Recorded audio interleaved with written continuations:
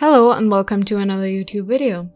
In today's video, we're going to be learning how we can use Google in order to get free stock photos. Now that is something that is not explicably known and not a lot of people are aware of this tactic. So what we're going to do is we're going to go with a random word or a collection of words. Right here I've typed in digital marketing, and you can either do it from Google and you can switch to the images section, and then from here we're gonna go to settings, advanced search,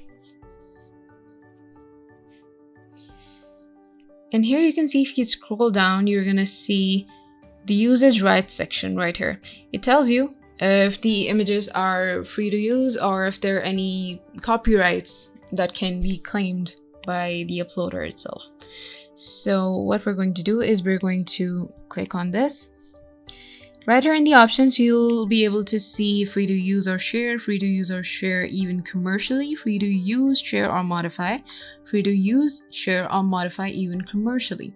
Now, if you want to just have a free photo that you want to share and use, you can go with the third option, free to use or share even commercially. And if you want to obtain the image and modify it according to your own liking, so you can go with the fifth option, free to use, share or modify even commercially. So we're going to click on that. And then we're going to click on the advanced search button. Now this is going to act as a filter, and what's going to show up now is going to be a collection of free stock photos, which are relevant to the search term that you inserted here. And right here you can see labeled for reuse with modification.